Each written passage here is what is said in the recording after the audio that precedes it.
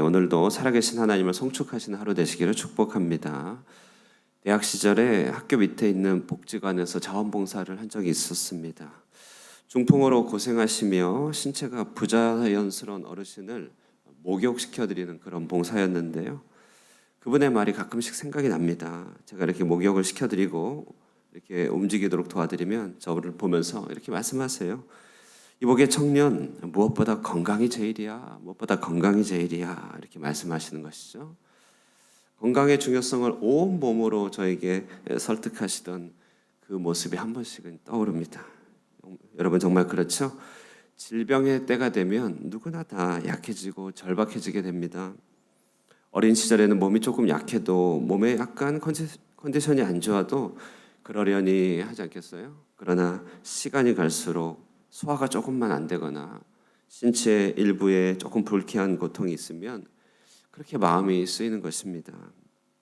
질병은 사람을 외롭게 하고 두렵게 하죠. 때로는 좌절하게 하고 분노하게 하는 것 아니겠습니까? 저는 우리 한우금 성도들에게서 어떤 질병도 삶을 괴롭게 하지 않기를 기도합니다. 자, 그러면서요, 오늘 말씀을 통해서 묵상할 것도 바로 질병 중에 올리는 탄원의 기도라고 할 수 있을 것입니다. 오늘 시편이요, 잘 보시면 1절에서 3절까지 한 내용 단락, 한 일부라고 할 수 있습니다. 그리고 4절에서 10절까지가 또 하나님께 대한 탄원의 기도 제2부라고 할 수 있습니다. 그리고 11절에서 13절까지가 이제 3부인데 기도의 내용과 색채가 달라지죠. 탄원에서 간구와 소망의 기도입니다. 이렇게 3부로 이루어져 있고요. 그리고 12절까지가 그렇고요. 10절과 11절, 12절이 그렇고요. 4절에서 9절이 2부고 마지막으로 13절이 이제 부록으로 구성되어 있습니다. 부록. 그래서 1권을 필하는 그런 기도가 이렇게 나와 있는 것이죠. 자, 여기 이제 하나씩 보시면 1부에 보면요. 질병 중에서 도움 주실 것이라고 하는 기도자의 간구와 확신이 담겨져 있죠. 3절을 한번 읽어볼까요? 3절 읽겠습니다. 시작. 여호와께서 그를 병상에서 붙드시고 그가 누워있을 때마다 그의 병을 고쳐주시나이다. 아멘입니다.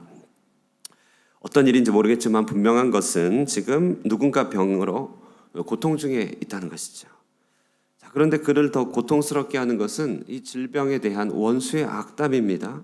7절에서 8절 한번 보시면요. 나를 미워하는 자가 다 하나같이 내게 대하여 수군거리고 나를 해하려고 꾀하며 이르기를 악한 병이 그에게 들었으니 이제 그가 눕고 다시 일어나지 못하리라 이렇게 말하고 있죠. 자, 그러니 얼마나 힘듭니까? 병든 것도 너무 서러운데 수군거림까지 더해집니다. 몸이 약해지면요, 참 지은 죄가 없어도 위축이 되는 것 아니겠습니까?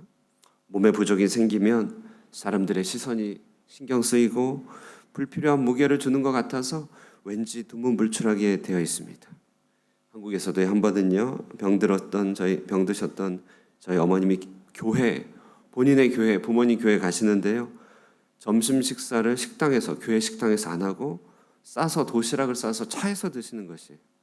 왜 그러세요? 그랬더니 말로는 음식을 가려 먹어야 된다고, 몸이 약할 때 함부로 먹으면 안 된다고 하는데 실은 건강한 사람들 속에서요, 병든 자로서 앞에 나가기가 주저하셨던 것이죠. 지금도 몸과 마음이 연약하면요, 많은 분들이 부담을 겪고 앞으로 나가지 못합니다. 안 그래도 힘든데 사람들이 그것에 대해서 말을 하는 것이죠. 이런 상황 속에서 원수 사탄은 여지없습니다. 여러 사람들의 눈과 입을 통하여 역사하면서 신자들의 마음에 있는 등불을 꺼트립니다. 대표적으로 질병이 그렇고 꼭 질병이겠습니까? 인생의 연약함들, 인생의 여러 가지 실패들, 좌절들, 낙담들 겪을 때 우리를 이렇게 불을 꺼트리게 하는 사탄의 역사가 있는 것이에요. 자, 여러분, 그러나 우리가요, 우리의 연약이 있다 손치더라도요, 그 연약이 우리의 불을 꺼트리게 해서는 안 되는 것 아니겠습니까? 겉사람은 후패해도 속사람은 날로 새로울 수 있는 것입니다. 질병이, 연약이, 가난이 우리를 불행자의 덫으로 끌고 가지 않도록 해야만 하는 것이죠. 바로 이때야말로 믿음이 필요한 때인 것입니다. 그래서 본문을 통해서요, 해법이 삼중주로 나타나는 것을 우리가 관찰할 수 있습니다. 먼저는요, 중보 기도자들의 기도입니다. 1절에서 3절을 한번 보실까요? 자, 1절에서 3절을 한번 눈으로 따라 읽어보세요. 잘 보시면요, 지금 1절에서 3절의 기도가 병든 자 자신의 기도가 아님을 알 수 있습니다. 이 기도자는 어떤 객관적인 제3자예요. 그가요, 병든 자를 가까이 보고 그의 질병 낫기를 구하고 있는 기도와 선포입니다. 1절, 2절, 3절을 보시면 반복해서 나타나는 대명사가 바로 그저 그가 병에서 낫기를 바랍니다 라고 말하고 있어요. 병든 그가 일어나게 하소서, 병든 그가 주의 말씀대로 살게 하소서, 하나님이 기뻐하시는 그가 주의 말씀대로 일어나게 될 줄로 믿습니다 라고 간절히 구하고 선포하고 있습니다. 이 그를 대상으로 하고 있는 이 기도는 어쩌면 시인 본인의 마음일 수도 있어요. 병든 자를 그라고 놓고 기도할 수도 있겠지만 우리가 조금 더 쉽게 생각해서 누군가 그를 위하여 기도해 주는 것이죠. 하나님 뜻대로 살아가는 자, 하나님을 사랑하시는 자, 모든 것이 합력하여 선을 이룰 줄 믿사옵고 그를 위하여 간절하게 그 질병에서 일어나게 될 것을 기도하고 있습니다.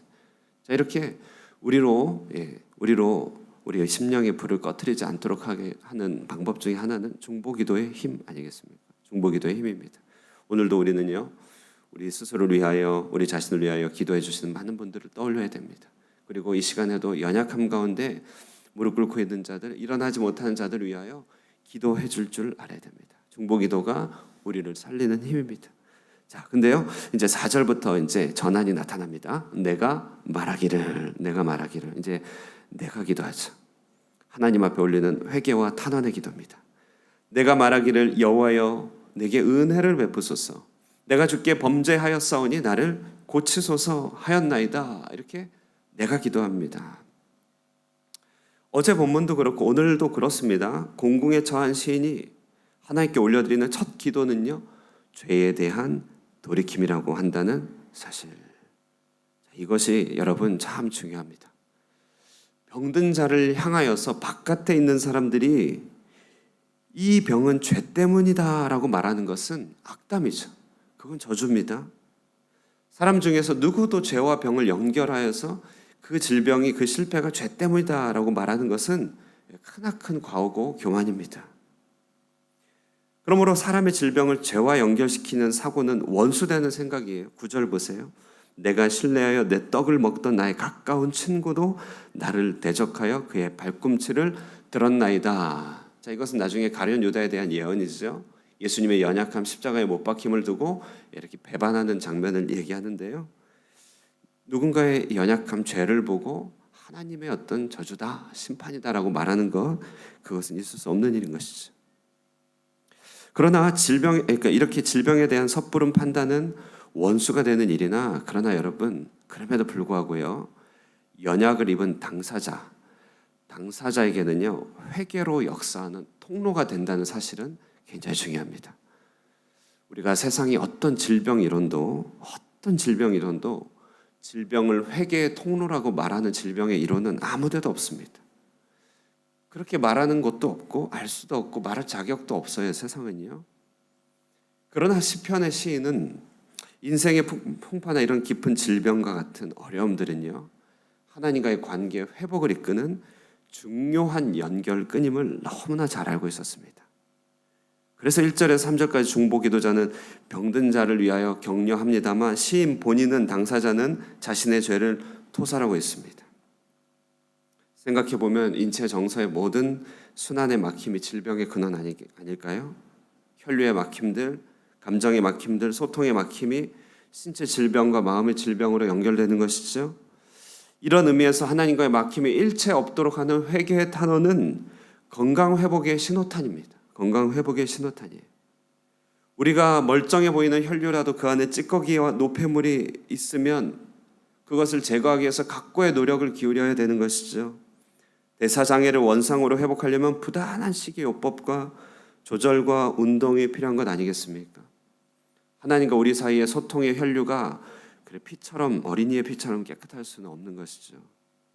소통의 장애가 그 막혀진 경화 증상을 해결하려면요, 녹여내든 뚫든 체질을 바꾸든 해야 되는데, 이것이 우리에게 이름하여 회개라고 하는 그런 삶의 전환입니다.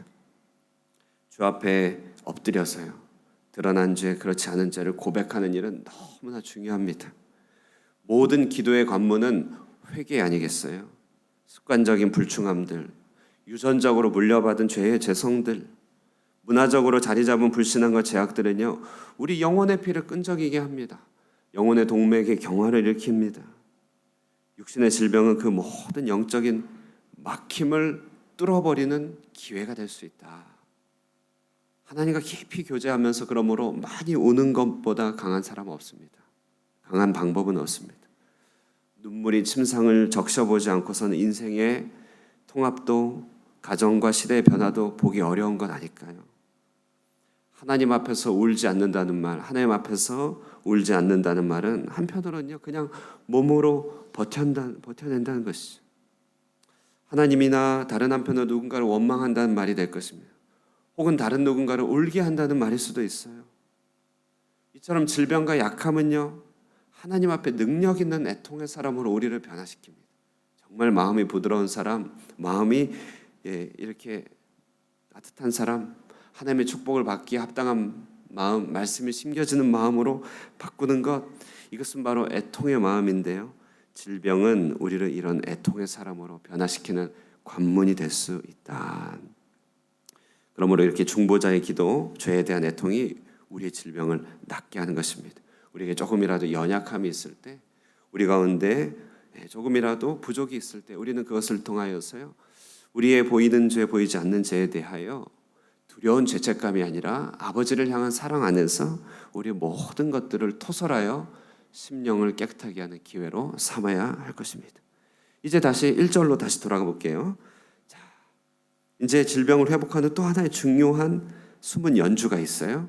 자, 그것은요, 가난한 자를 보살피는 그의 일상적인 태도입니다. 1절 보세요. 가난한 자를 보살피는 자에게 복이 있으며 재앙의 날에 여호와께서 그를 건지시리로다. 복이 있으며, 팔복의 표현이죠. 심령이 가난한 자 복이 있도다, 애통하는 자 복이 있도다. 축복의 표현입니다. 이 표현은 명백한 약속이죠.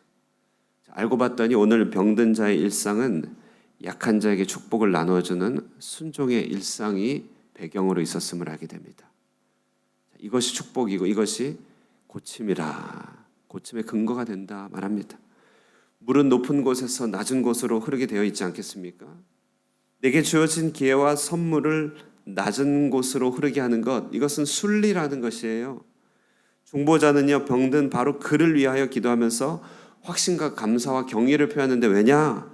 이 병든 자 그의 일상은 하나님이 기뻐하시는 순리의 삶이었기 때문에 그렇습니다. 그는 보살필 줄 아는 삶이었습니다. 그렇기 때문에 하나님의 눈동자가 그에게 있음을 중보자는 알게 되었습니다. 기도 응답을 위한 세 번째 화음은 일상화된 자비의 삶입니다. 봉사의 삶입니다. 가난한 자를 위하여 탄원할 줄 아는 삶입니다. 복음을 알지 못하는 자들에 대한 연민과 자비가 있는 삶이죠. 하나님의 살아계신가 인도를 알지 못하는 자를 이끌기 원하는 뜨거운 마음의 삶입니다. 궁핍과 고난 가운데 있는 자들을 보면 가만히 있지 못하는 삶의 모습들요, 영육으로 가난한 자들 향해 마음이 향해 있는 삶, 그는 이미 병고침이 약속받은 삶이다 라고 말할 수 있습니다. 여러분, 우리는 약하면요, 보통 약하면 나 자신만 생각합니다. 상처를 입으면 늘 그것을 보상받으려고 합니다. 그게 우리 인간의 마음이에요. 병이 들면 베풀지 않아도 되는 이유를 발견한 것처럼 생각할 수 있다는 것이죠. 그러나 그게 다 일일이 막힘이 되는 것입니다. 오늘 시편은요, 그런 모든 막힘에서 우리를 건져줍니다. 중보가 살아있는 삶, 회개가 살아있는 삶, 낮은 곳을 향한 삶, 이런 삶에는 어떤 질병도 이기지 못하리라 확신하게 되는 시편, 우리 마음에 새길 수 있기를 바랍니다. 자, 이런 행실을 인생의 정체성으로 가지고 사는 삶, 그들을 바로 이스라엘이라 말합니다. 이스라엘. 시편 오늘 41편 13절은 이 이스라엘의 송축으로 마무리합니다. 마지막 한번 읽어볼까요? 읽겠습니다. 시작. 이스라엘의 하나님 여호와를 영원부터 영원까지 송축할지로다. 아멘, 아멘. 여러분, 이렇게 우리 모두가 참된 이스라엘로 살아가시면서요, 어떤 질병도 능히 침범하지 못하는 능력 있는 중보의 삶, 회개의 삶, 나눔의 삶을 살아갈 수 있게 되기를 주님의 이름으로 축원드립니다. 기도하겠습니다. 살아계신 하나님 아버지 감사합니다. 이 땅을 살아가는 동안에 우리 많은 연약과 부족을 경험하며 때로는 원치 않는 질병을 감내하기도 합니다. 이 땅의 연약이 하나님 아버지 나 자신을 위하는 삶으로 둔갑되며 이 땅의 부족이 오직 나만을 생각하는 그와 같은 연약으로 바뀔 때가 너무나 많이 있음을 고백하며 우리 안에 이와 같이 불충하고 불신앙하는 모습들을 주님 앞에 고백하며 주의 성령 안에서 온전함을 회복하기를 원합니다. 그러므로 하나님 끊임없이 우리 주변에 많은 사람들을 향하여서 중보의 손을 드는 중보 기도자의 삶을 살게 하여 주시고 연약과 병듦과 약한 가운데서 우리의 심령을 주님 앞에 토설하며 주님께 가로막힌 것이 아무것도 없는 회개의 삶, 통회의 삶, 자복의 삶을 살아감으로 우리의 심령이 능력을 입게 하여 주시옵소서. 무엇보다도 하나님 우리의 일상적인 베품과 나눔의 삶, 주님께서 주신 연민과 긍휼의 삶을 통하여서 우리의 삶이 주의 축복과 은총으로 보호받게 하여 주시고 어떠한 질병과 두려움도 우리의 삶을 이기지 못하도록 주께서 역사하여 주시옵소서. 이 축복이 오늘 아침에 기도하는 주의 사랑하는 모든 백성들에게 임할 줄로 믿습니다. 하늘꿈 교회가 이와 같은 강력의 기도가 있는 교회가 되게 하여 주시고 오늘 하루를 살아가는 동안에 거하고 있는 또 땅을 밟고 있는 모든 지역마다 하나님 동행하여 주시고 주의 살아계심을 드러내어 주시옵소서. 예수님의 이름으로 기도드리옵나이다. 아멘. 우리 말씀 생각하시면서요 중보의 삶, 회개의 삶, 나눔의 삶을 살게 하시고 하늘꿈교회를 위해서 기도해 주시고 오늘 특별히 여선교회 우리 전체 모임이 있으면 신구 임원 교체를 하시고 전체 모임이 있는데요. 참 뜻깊은 시간 우리 하나님의 성령께서 함께 하시는 시간, 기쁨과 나눔과 감동이 충만한 시간 되게 해주시고 수고한 모든 종들에게 위로를 또 수고할 모든 종들에게 격려를 허락하시는 시간 되게 해달라고 기도하시고 개인의 기도 제목으로 기도하고 돌아가도록 하겠습니다.